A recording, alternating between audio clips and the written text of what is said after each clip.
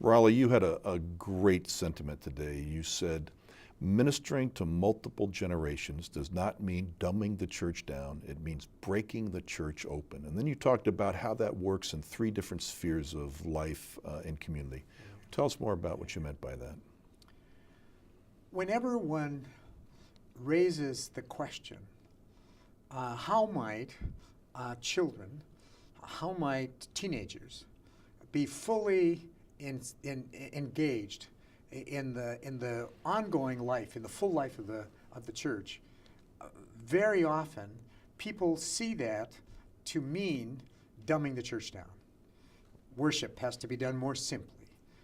Sermons can't be as, if you will, profound and as deeply addressing the complexities. I find that to be erroneous thinking.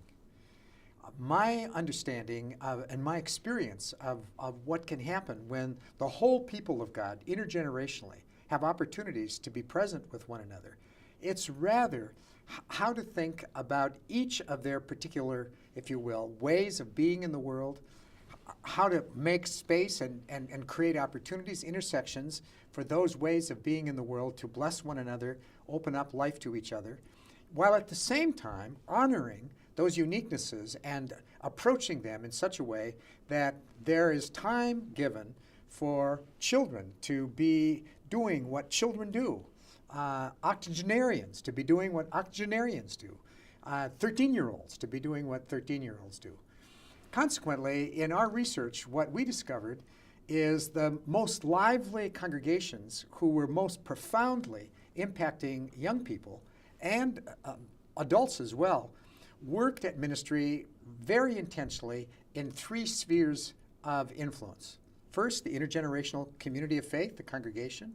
Two, age-level ministries. In this case, we were looking at 13 to 18-year-olds, and consequently, this was middle school and high schoolers. And then what we came to call domestic church, that is, the primary life spaces where so much of the existential pathos of life is lived out. When God is at work and God is seen to be at work and the practices of faith are cultivated in all three of those, the generations bless one another, and in this case, young people are profoundly influenced by being in this intergenerational community at church, having their unique questions addressed in a life together with their peers, and then experiencing the power of God at work where they eat and sleep and live and die. Just to say a bit about each of those, the attitude that seemed to prevail in these intergenerational congregations was, first, how do we hear into voice all six of the generations? And what are their questions, what are their gifts, what are their perspectives, and what are the ways of life in which we can best, if you will, open that into the life of the whole. A second sensibility that was regularly at work in those congregations was, how do we take the strengths, the gifts, particularly, and use those in terms of the practices of ministry, so those practices of ministry are enriched by the sense of the whole, so that sermons or music was pulled across the stretch of the genius. In terms of children, for example, they would work the question of Jesus, so don't send the children away. The kingdom of God belongs to little children. Asking the question, so what does that mean?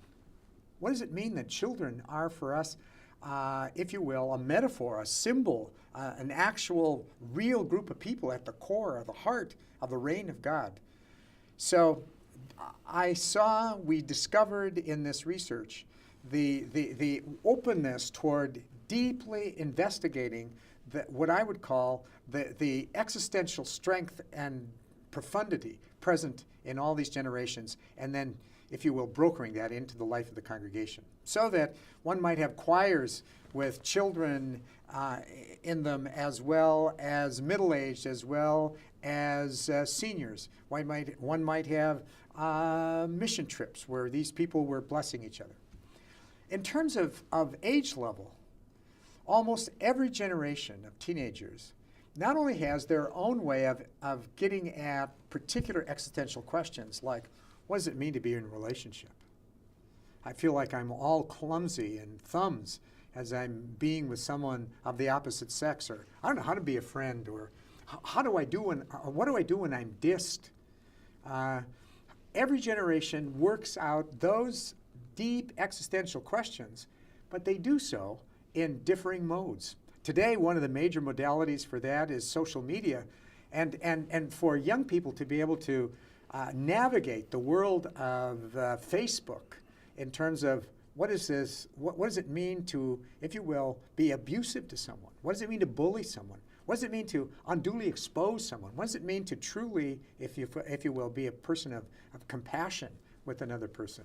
So the importance of age-level ministry, I think, is first of all to be able to get at these questions in the language and processes and ways and means and practices of young men and women themselves. I think it's also important that they have a chance to see that as a 14-year-old, I'm not the only Christian in the bunch. There are really interesting and neat and cool kids who are there. Plus, what those cool Christian kids are doing is deeply meaningful, exciting. It's getting at life itself in ways that are, in fact, more significant than anywhere else, thus age level. I think finally, the encouraging of domestic church, where if faith is going to be tested, and if faith is relational, and if it's going to be tested relationally, it's in relationships that are life and death giving. Relationships with dad, relationships with mom, relationships with a brother you can't stand, or a sister who's wearing your clothes, as you have to live in each other's space and work out these matters of being gracious and forgiveness and forgiving. So what we discovered is that these three overlapping spheres, if they're at work in practicing the faith, speaking the faith, living the faith, profoundly have a composite impact on the life of a kid, teenager.